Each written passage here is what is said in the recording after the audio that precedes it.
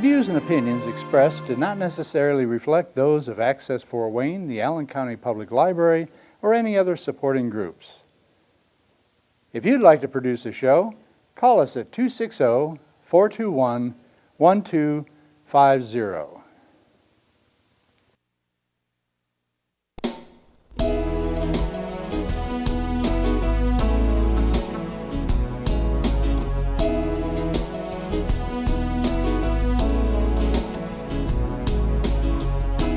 Let me be your lighthouse so I can show you the way. Let me be your shining light, I'll keep you from drifting away. I'm the one that makes you try when... People, this is Patty Hunter of Patty's Page, and I have a guest on the phone. Her name is Nancy Valko, and she's with Nurses for Life. Now, last time we talked, it was about assisted suicide and euthanasia and stuff. I was just wondering, what can we do that be positive to help people who are going through this, who have family members? Well, this is a really important issue, is what can we do to help? And we can, of course, combat assisted suicide laws and things that are bad. But there's also positive things we can do, which I kind of accidentally found out during my life that I hadn't really thought of. When I was with the Down Syndrome Association, I realized there was a need for people to babysit kids with special needs. And I wound up babysitting all sorts of children when the word got out, and some of them had cerebral palsy, and some had Downs, and some had ADHD, activity disorder. And it was really interesting, and what I found was, I had told my other children when they were home and these children were here that these are my guests and they don't have to interact with them. Instead, I found my kids just fascinated, and what they wound up doing was becoming very socially aware and gained a new understanding of people with disabilities. It actually helped my children to the point where when my oldest daughter turned 6, and she was going to have a birthday party, she wanted to invite a boy that had come to our house who was nonverbal. He had cerebral palsy, was in a wheelchair, but would respond by facial movements. He'd make noises and stuff. She was the only boy she wanted at her girl's birthday party. She had to have her brother, but she wanted Dougie. And I was so moved by it. And then she said she wanted to have it at a ice rink. And I said, well, you know, maybe we can do Dougie another time because he really can't ice skate. And she looked at me and she said, well, is McDonald's handicapped accessible? And I said, yes, it is. And she said, then we're going there. So that was really a great thing for my kids.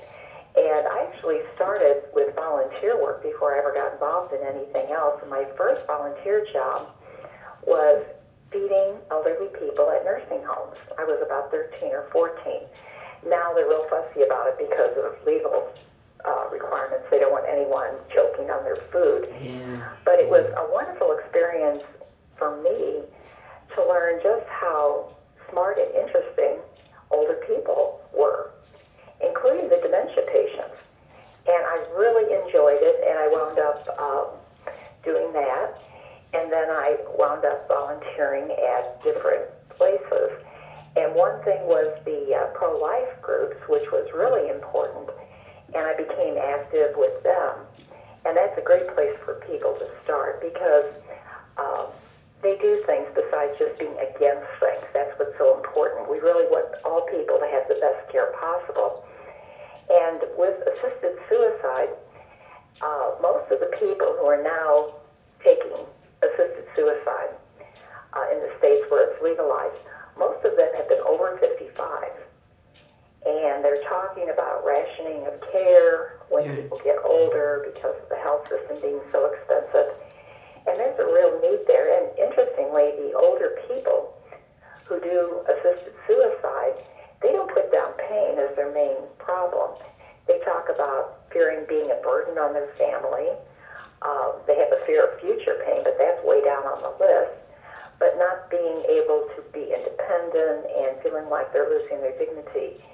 And so that's where I focus an awful lot, is on that age group, particularly people in nursing homes. The statistics are really awful. Only about less than 50% of nursing home patients are said to be getting visitors. And on dementia wards, nobody comes. It's very rare to have a visitor. So these people are very lonely and isolated.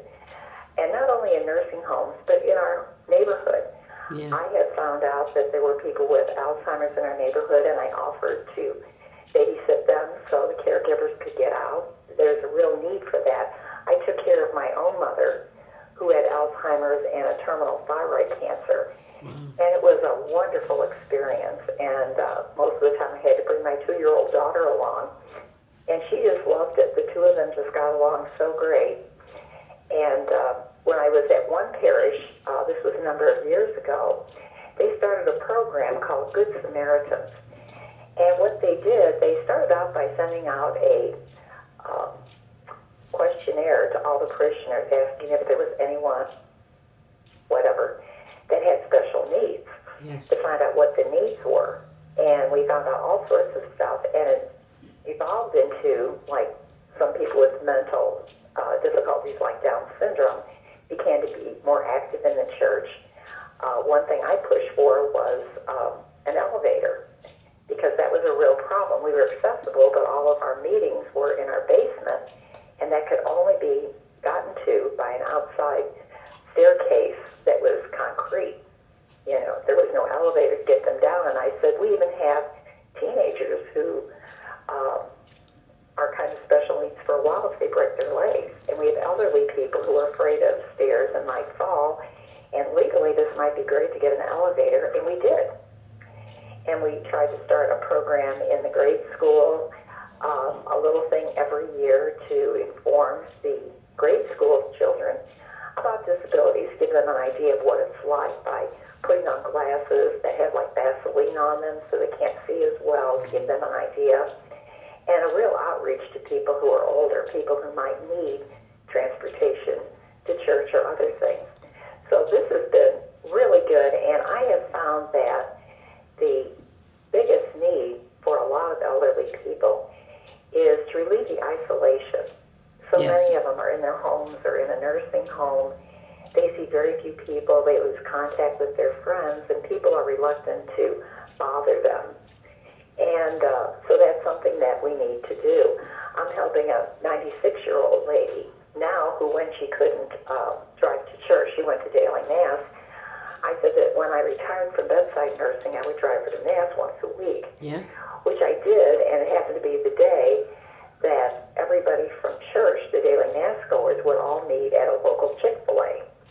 And she just loved it and really perked up. It was so important, and I encouraged them to come over and visit her in her home or give her a phone call. This kind of stuff is really important, and people don't think of that as combating assisted suicide, bad Yes. things.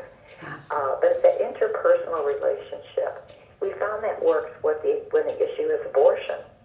We've had birthright showers. We have people who are available, people who stand outside abortion clinics offering help and giving phone numbers and things like that. And we need to really use our imagination and do it on the other end of life. One thing I've done, and I was asked but I couldn't do, was to start a hospice program for newborns who are born with life-limiting diseases, a kind of hospice care. Yes. I couldn't do that, but I've done that on an individual basis. And that's really important for people. And now we have things that are set up, information areas on the internet.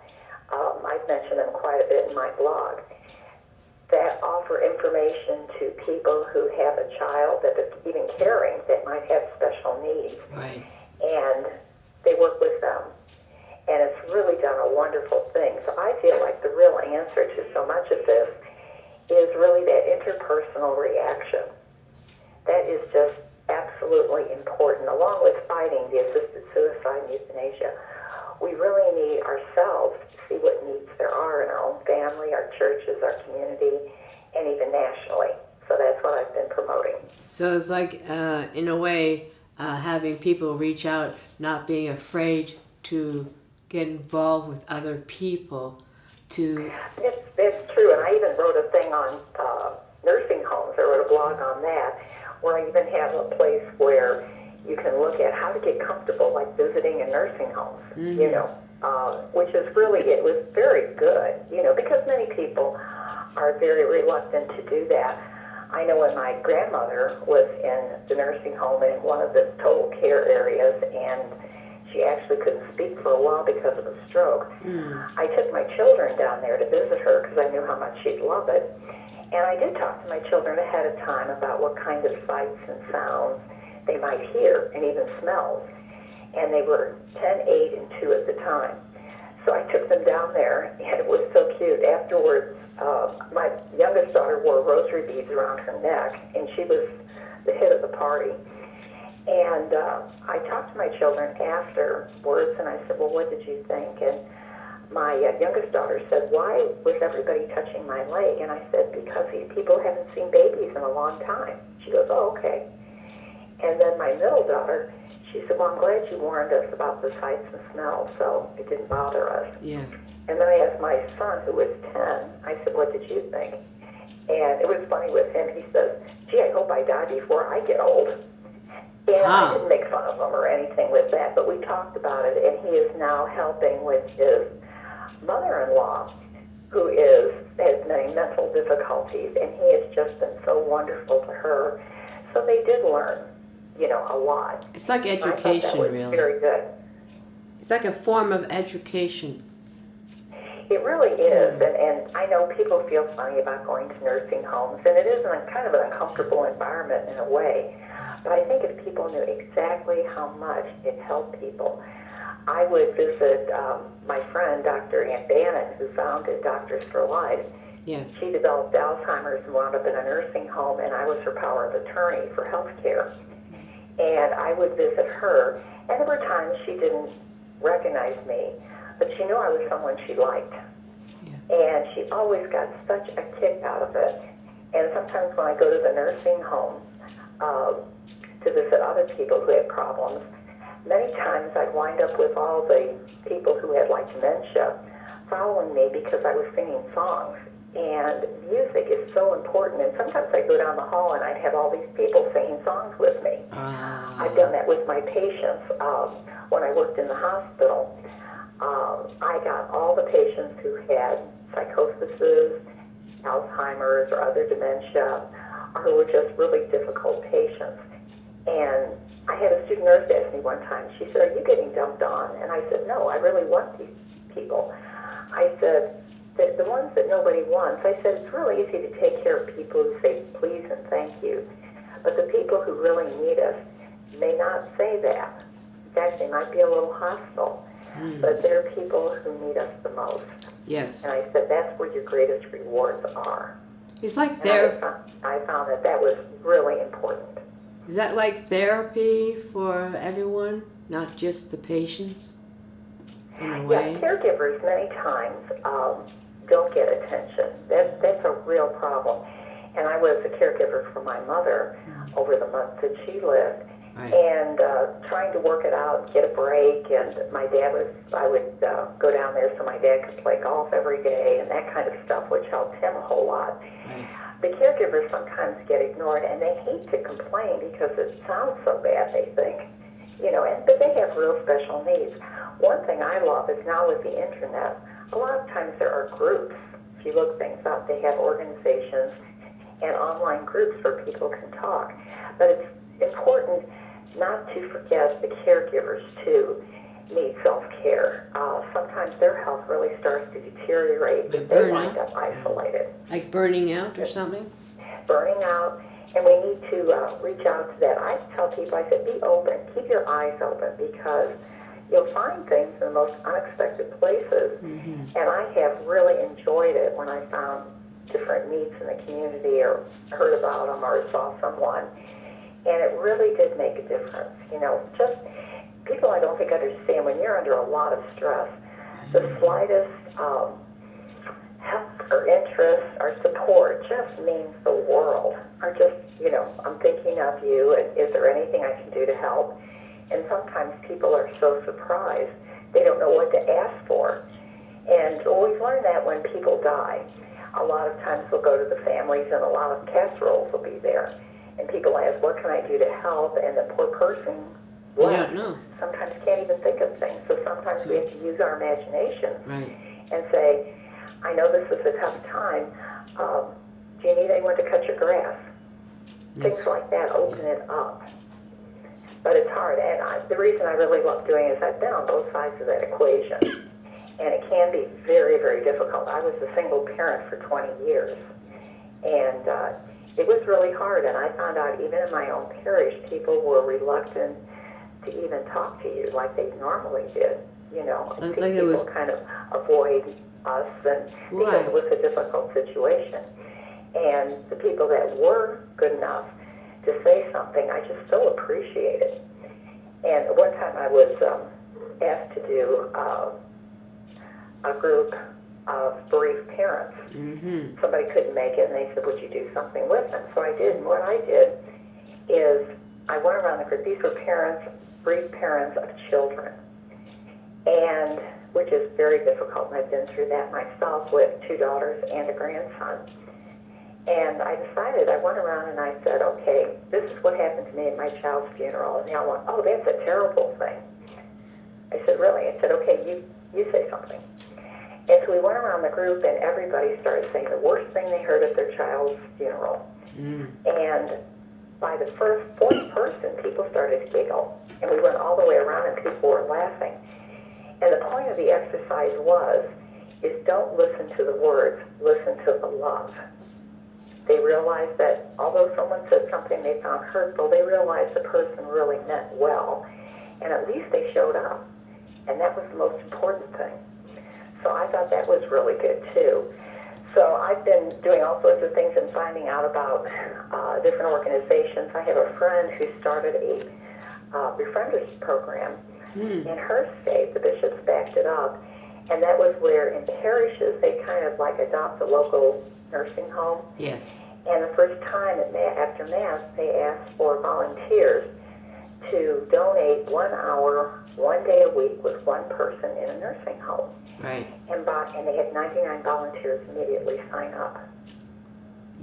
Can you have that in Fort Wayne? Do you know? Pardon me? Is there something like that here in Fort Wayne, Indiana? No, they're trying to get it out, and but you don't have to go through something like that. I know many people who volunteer at nursing homes, and they really love having volunteers. It really does help because nursing homes, a lot of times there's very high staff turnover, particularly with like nurses' aides. That's a big problem, and any help they can give. And the people I know who work there are some of the happiest people. I know people who would come in with their animals. They talk to the nursing home, and they'd go around with their animals and visit some of the older people. It may seem like a little thing, but when you feel isolated and you may not have family or your family is living somewhere else, that makes a huge difference. Wow. Yeah, all these negative, killing this, killing me that, and all that. It's good to hear that there are people out there reaching out to the people who are lonely and who are thinking of assisted suicide and all. It's good that we people as volunteers reach out to them, listen to their thoughts and their fears, and help them to get over this hump of wanting to hurt themselves, you know? It really can save a life. Yes. One of the most interesting things that happened to me a few years ago was I got a call from a Rights Life group, and some gentleman with Parkinson's from another state had called in and said he wanted to find out if he could get money to get to California to commit assisted suicide. Oh.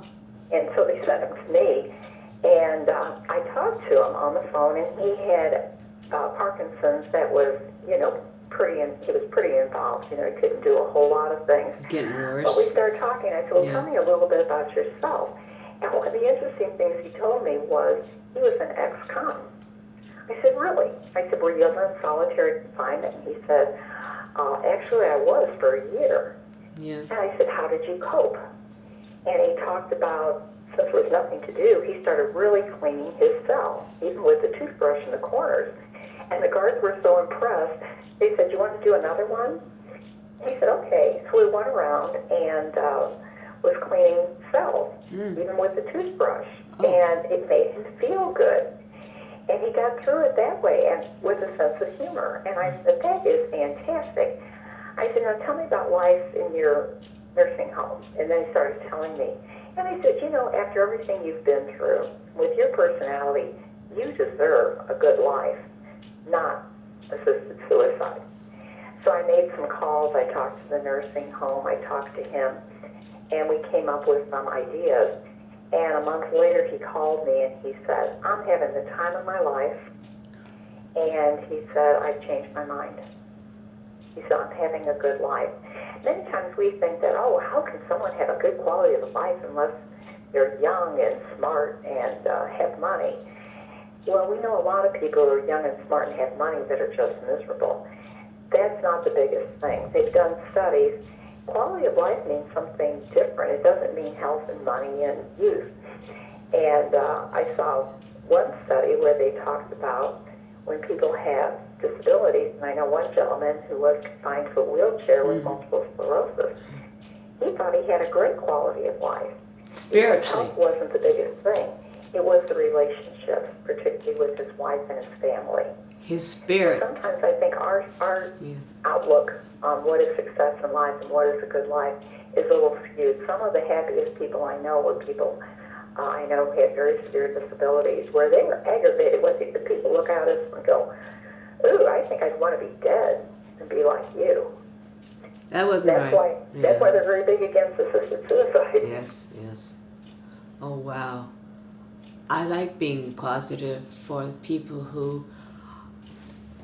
Yeah, I think sometimes we need to change our attitudes and how important it is. People hear about assisted suicide and they go, "Oh, well, I guess if somebody was writhing in pain, or maybe I would even want it just, to have on hand just in case it got too bad." That's the attitude we have to fight. Death, the culture of death, they don't care. A lot of people out there just don't understand that we have to reach out to each other to help. I just am writing a blog this week about Belgium, Oh, yeah. where they legalized assisted suicide many years ago, and since then it has become organ donation euthanasia. Oh. They've done minors, children, and even psychiatric patients. And what happened was one nurse quit there because she realized that they had decided to incorporate palliative care, which is a good holistic way of helping people with serious illnesses or disabilities or terminally ill. And they decided to integrate palliative care into their euthanasia framework. Oh, wow. They called it integrated palliative care. No.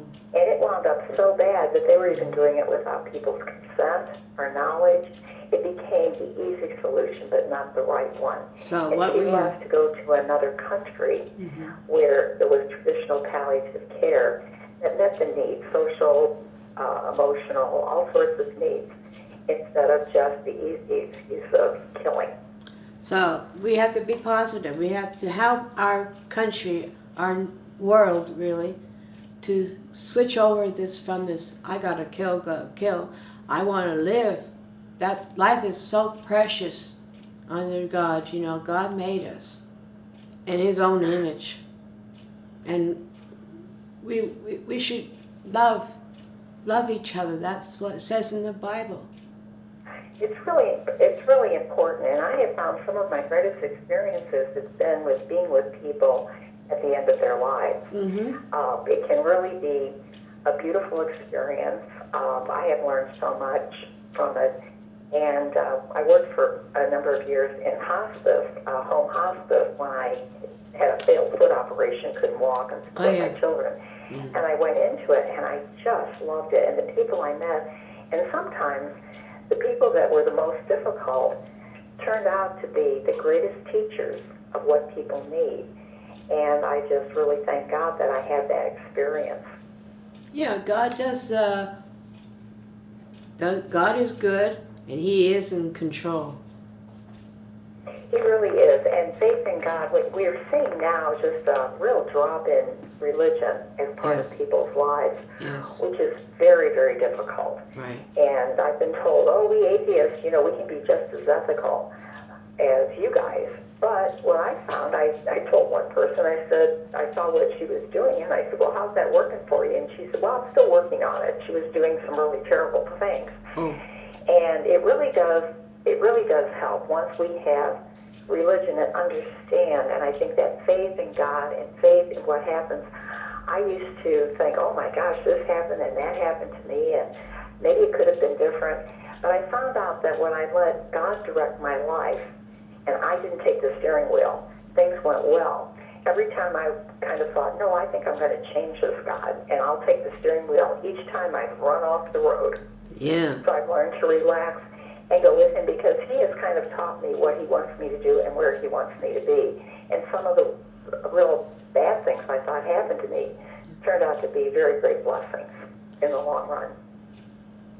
I would love to see our world go back to God.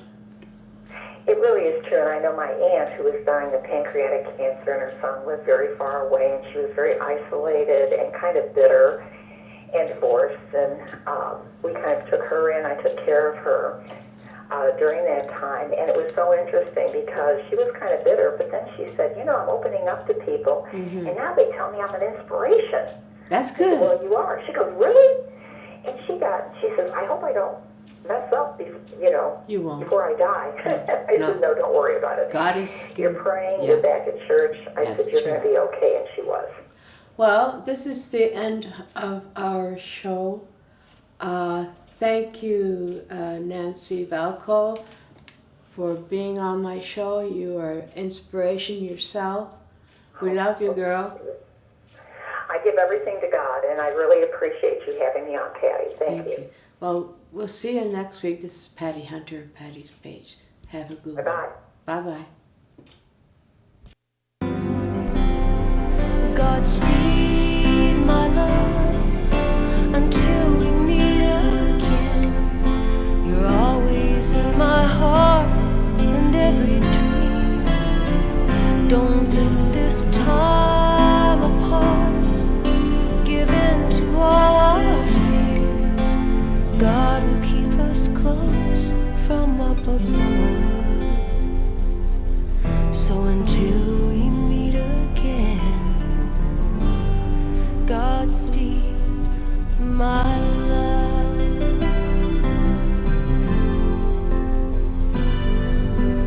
God is with us always, and for the rest of our lives.